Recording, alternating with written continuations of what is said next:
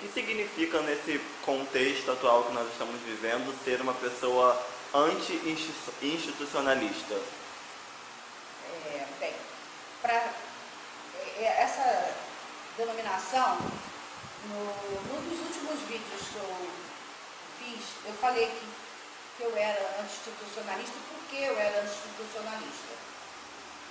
Então tem que voltar um pouco para falar do contexto de agora, para ficar bem claro o que é você ser anti-institucionalista. Nos idos dos anos 70, nós esteve no Brasil o Michel Foucault. É famosa a vinda dele ao Brasil e o encontro dele com os jovens estudantes sob os pilotis da PUC do Rio de Janeiro. Na década de 80, esteve no Brasil 2 vezes ou 3, Félix Guattari. E percorreu o Brasil, ciceroneado por uma professora de São Paulo, Flori Rolnick, trabalha com arquitetura, trabalha com uma série de coisas, ciceroneado por ela. Então ele teve vários encontros com sindicatos, com movimentos sociais, com o mundo acadêmico, com encontros com jovens, em petit comité, significa na casa de alguém. E dessas vindas dele, tem um livro, que é um livro belíssimo, chamado Cartografias do Desejo, que talvez explicite, é um livro que sai dessa vinda, de uma dessas vindas dele. E tem um texto maravilhoso, que ele responde a uma pergunta dela: o amor anda impossível? E a resposta é maravilhosa, linda, muito linda. Quem foi Félix Guattari? Félix Guattari foi um francês do mesmo período geracional de Foucault, Deleuze, seu melhor amigo, e outros militantes. A diferença do Félix Guattari é que ele é um grande estudioso da filosofia, da psicanálise e de outras áreas de conhecimento, mas ele não tem nenhum título acadêmico. Ele nunca terminou os cursos pelo qual entrou. E, no entanto, ele é trabalhado dentro da academia, sozinho ou junto com Deleuze. Deleuze não, Deleuze era um acadêmico. E o Félix Guattari, ele teve uma militância, todos eles tiveram uma militância muito grande. Ele foi do Partido Comunista, depois ele foi da vertente trotskista, chegou na vertente anarquista, funda uma coisa que chama-se esquizoanálise, ele cria esse conceito, ele faz grandes críticas à maneira de tratamento da psicanálise e ele cria uma instituição. Subúrbio na França não é o conceito de subúrbio que nós temos aqui. O subúrbio é um lugar mais afastado, mais bonito, onde moram as pessoas, inclusive, que têm mais posse. Ele tem um subúrbio e ele cria uma clínica chamada Laborde, que é uma clínica para pessoas com problemas emocionais, problemas mentais, e a clínica é completamente diferente de qualquer outra clínica de época ou anterior e até posterior, porque não havia diferenciação de roupagem, de cor. Enfermeira se veste de branco, médico se veste de branco, o paciente se veste assim. Então a abordagem era completamente diferente. Foi uma grande revolução na França em termos de abordagem. Ao mesmo tempo, ele estava o tempo todo disposto a discutir os movimentos sociais, e aquilo que ele acreditava, que é o livro que eu citei no outro encontro, Revolução Molecular. E tem um texto dele que ele diz o seguinte: claro que a revolução não pode ficar sendo molecular, quer dizer, não pode ficar no espaço do microespaço. Ela tem também que se expandir para as instituições. Só que se ela ficar só no espaço das instituições do Estado, ela nunca vai mudar a maneira de pensar, ser, sentir, viver, falar das pessoas. Vai ter sempre alguém que acha que tem mais direito de falar do que o outro. Por quê? Porque é assim assim que a sociabilidade capitalista também nos seduz. Quem é que tem a autoridade para falar, o direito para falar, a hora para falar, ou fala quando quiser. Então, ele vai fazendo crítica muito grande. Ele não chama nem de sociabilidade capitalista, ele chama de sociabilidade capitalística. Ele tem vários livros escritos. Muito bem. No Brasil, na década de 70, a gente via ditadura. Foucault vem aqui e vai, né, rapidamente fora. Então, nos programas de pós-graduação, o tipo de produção era uma produção extremamente positivista, quantitativista, com, né, muitos quadros. Era uma perseguição de época. Muitos autores não eram sequer discutidos dentro da universidade, sequer trabalhados. Nos 80 já começa a ter uma distensão, ainda com os governos militares, né, com o governo militar. Mas já é o caso do golpe civil-militar que começa em 64 no Brasil. E aí nós temos um boom, principalmente num programa de pós-graduação, chamado IESAI, que era onde todo mundo queria fazer mestrado. O corpo de professores era fantástico. Muitos ainda estão em outras instituições. A instituição acabou. Ela era da Fundação Getúlio Vargas. E ela acaba. E era uma instituição fantástica. Então, qual era o autor que a maioria dos jovens, ou não tão jovens, porque tinham ido para a luta, tinham militado, então estão voltando para a vida acadêmica? Quais são os autores que esses jovens vão buscar? Um desses que eu falei agora. Eles vão buscar Louis Althusser, um francês, principalmente no seu livro Aparelhos Ideológicos do Estado. E o que Louis Althusser, o que é que esse livro, que até hoje muita gente lê, é um clássico, né, o que ele dizia? Dentro dos aparelhos ideológicos do Estado, são as instituições, não há saída, elas servem para reproduzir a lógica do capitalismo. É esse o princípio do Louis Althusser. Ele é um marxista que vai fazer uma releitura de Marx, então ele é um autor, né? Ele tem seus próprios conceitos. Um deles é esse, aparelho ideológico do Estado. Então, a família do jeito que a gente conhece, essa família, pai, mãe, e, né, tudo isso, é uma família que ela é criada, ela é produzida no iluminismo. As instituições, principalmente a escola, que nos pega muito cedo, o Louis Althusser faz uma crítica ferrenha a essas instituições, né? E aqui ele chama todos de aparelhos. Muito bem, muitas dissertações de mestrado saíram nesse período, todas althusserianas. Paralelo ao Althusser, também é desse período, um livro de um outro francês, chamado Pierre Bourdieu, que chama-se A Reprodução. O que é que a reprodução vai escrever? A reprodução vai falar do sistema escolar francês. É uma análise do sistema escolar francês.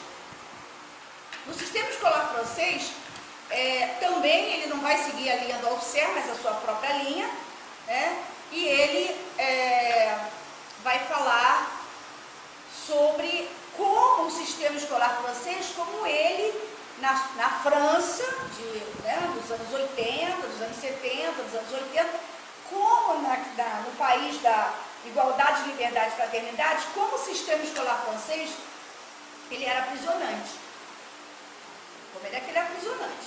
Isso na reprodução. Então nós temos esses dois livros que foram muito usados na década de 80 pelo novo ar, pelo novo oxigênio de falar o que se pensa, né? De falar como se pensa, de divergir do grande debate de ideias que voltava.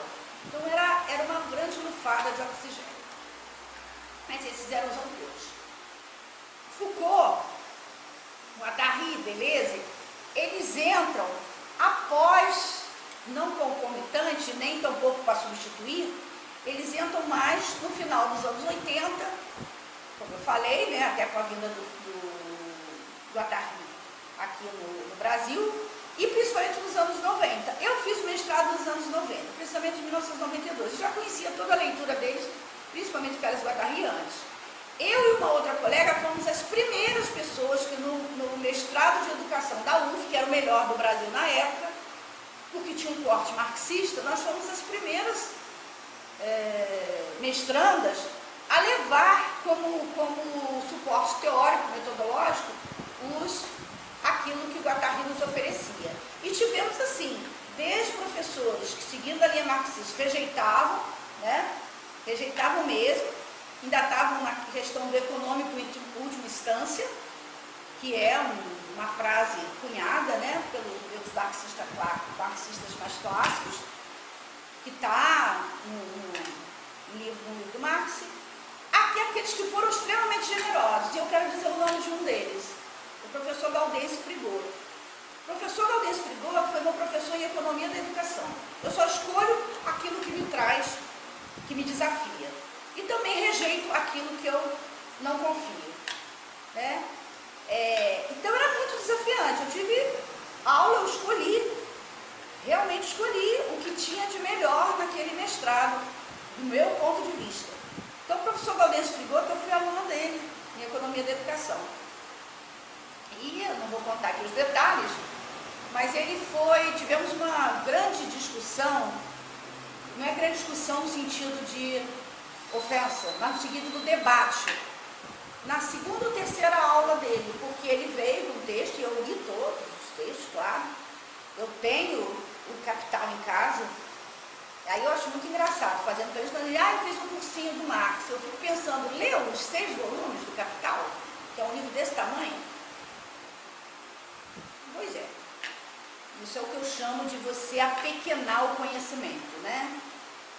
Então, voltando ao professor Gaudêncio, nós tivemos uma discussão teórica muito interessante, porque eu dizia que trazer o aspecto da subjetividade, historicamente falando, não do ponto de vista do subjetivismo, que não é assim que o Guattari trabalha, do ponto de vista do subjetivismo, uma essência, e sim do ponto de vista da produção histórica, da produção social, da produção econômica, da sociabilidade capitalística te produzindo, né, essa maneira de pensar, o que não nega a singularidade, que não nos nega como sujeitos singulares.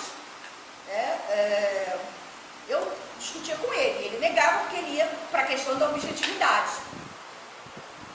E foi uma discussão fantástica, porque a turma era pequena, eram 15 alunos, né? Um bom mestrado da época, a turma ficou em silêncio. Em silêncio. E nós dois debatendo. É bem verdade que eu não fiz uma trajetória de carreirinha, então eu já tinha uma passagem por movimento sindical, movimento político, leituras, tudo isso. Mas era o professor Gaudêncio Frigoto. Então, mas nós mantivemos. Acabou a aula, eu fiquei arrumando minhas coisas, ele foi até a porta, voltou, terceira aula. Botou a mão no meu ombro e falou assim, como é o seu nome? Eu falei, Adir. Ele falou, adorei a discussão de hoje. Muito boa discussão de hoje. Por que eu conto essa historinha que é muito pessoal? Porque o professor Gaudêncio, ele foi uma das pessoas que avaliou o meu projeto, que fez a qualificação do projeto. Eu fiz questão que ele fizesse. E li sempre tudo que ele escreveu. Então isso chama-se generosidade, pensamento amplo, né? Possibilidade de discutir com o divergente, não para você incorporar o divergente em si, né? E tantas coisas eu aprendi com ele, tantas coisas, porque ele é um grande professor, ele é um grande teórico da educação, né? Ele usa a ferramenta da economia da educação de uma forma brilhante, até hoje, e sempre usou. Mas é também uma pessoa de uma grande generosidade. Então eu já vinha com isso, né? Quando chega em 90, não é mais Althusser, Bourdieu sim, mas não é mais Althusser.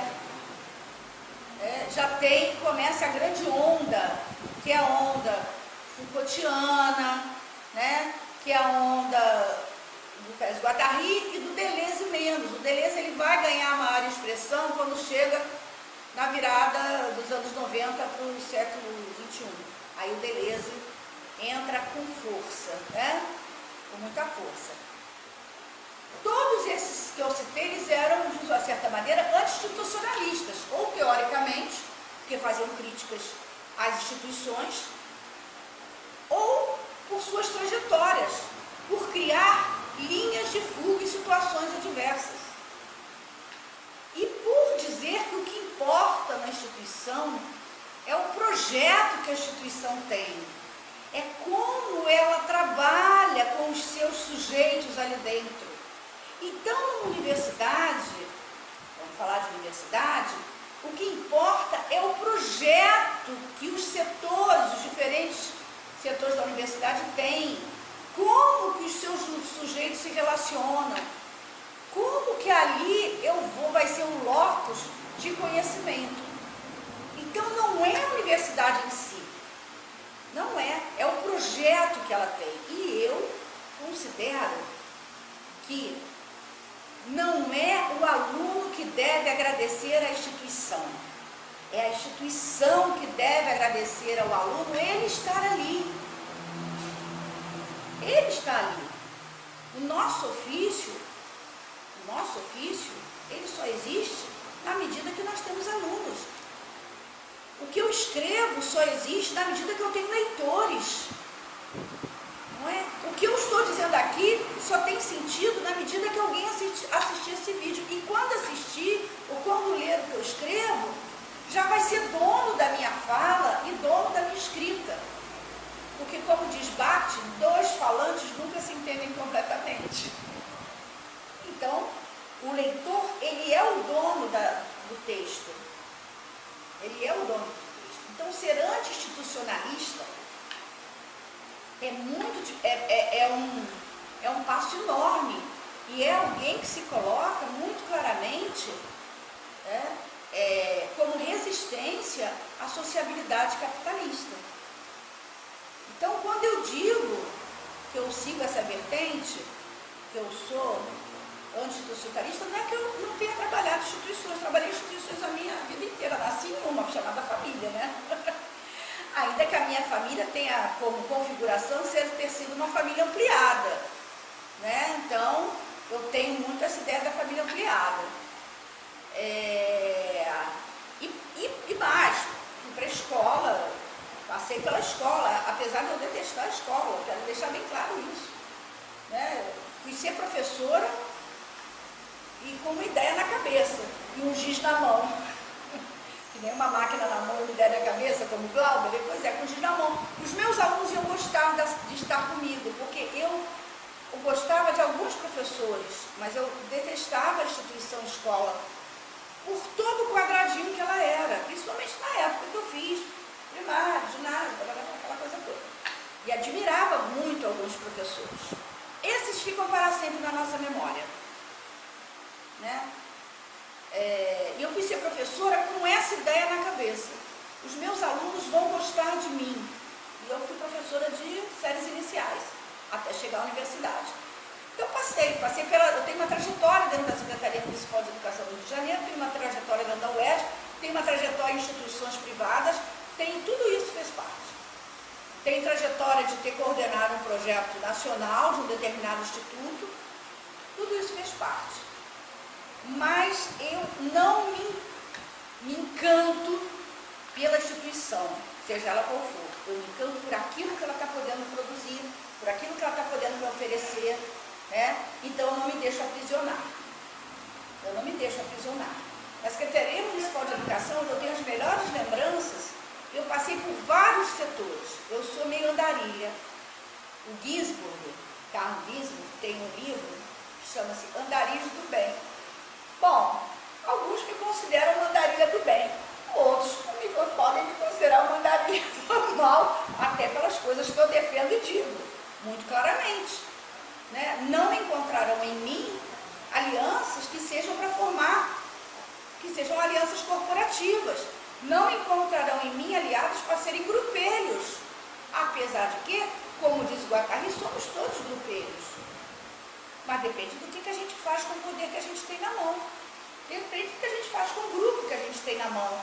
Depende do que a gente faz com o grupo que a gente pertence. É para concordar sempre?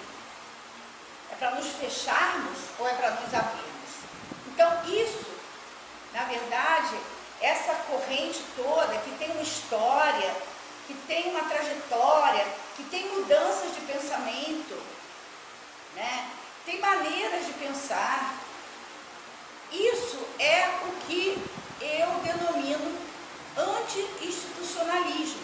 Significa, eu não me deixo aprisionar pelas instituições que a sociabilidade capitalista forjou ao longo do tempo e continua forjando.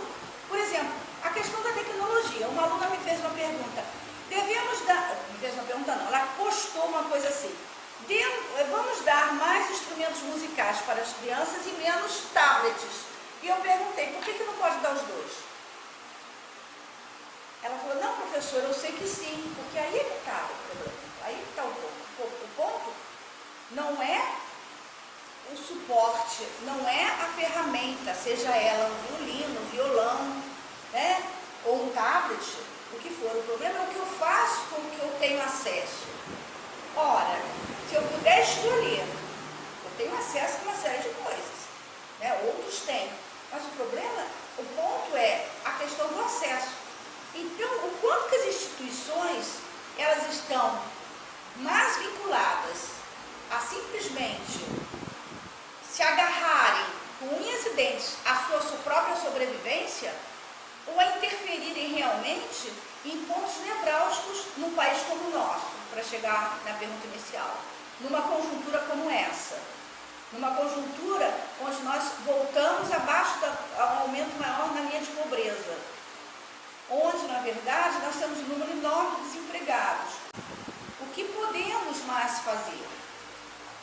Eu acho que o que cada vez mais eu busco ampliar e defender são grupos que se forjem e apareçam, sejam por dentro das instituições, mas não para serem encapsulados por elas, seja uma outra configuração institucional, como eu citei a Clínica Laborde, uma outra configuração, para podermos falar, para podermos existir, para podermos ser diferentes, para podermos falar claramente o que pensamos. E não existe nenhuma instituição que nos forje na essência. Elas nos forjam através do tempo. Nós abandonamos formas de pensar, formas de agir. Ao mesmo tempo que eu tenho o maior respeito por uma série de instituições que levam muito bem seus trabalhos, do ponto de vista de privilegiar o sujeito, eu também sou uma combatente de outras que não, que querem aprisionar o sujeito. E para isso. E tem um diálogo entre o Foucault e o Deleuze, que muita gente já leu, chamado Os Intelectuais e o Poder, e é com ele que eu quero terminar. Por quê? Eles estão discutindo a relação entre os intelectuais e o poder. Porque o poder não é mal ou bom em si. O poder é como eu uso o poder que eu tenho. Os efeitos do poder é que nós vamos percebendo as diferenças. Quem é quem quando tem o poder na mão. Então eles estão discutindo isso. Lá pelas tantas eles fazem um elogio mútuo. Olha, o próximo século, isso é no século XX, o século XXI vai ser Foucaultiano. Aí o Foucault diz, não, o século XXI será deleuziano. Ficam lá se elogiando. Mas tem uma frase que tem uma pergunta que um faz, outro, como usar as teorias. E o Foucault responde maravilhosamente bem. Ele responde o seguinte, e assim eu termino. Ora, eu prefiro parafrasear o Proust, que escreve, eu digo o seguinte, usem as teorias como óculos voltados para fora, para o mundo. Se esses óculos lhe servirem para ver melhor o mundo, ver melhor as pessoas, ver melhor as relações, para que você veja melhor você mesmo, continue com ele. Se ele não lhe servir mais, jogue-o fora, arranje outro, e que cada óculos seja sempre uma ferramenta de combate, uma máquina de bom combate para você no mundo. Eu termino aqui. Isso é ser anti-institucionalista. É pensar no mundo e não na instituição em si. E sim no papel dela no mundo onde ela está situada.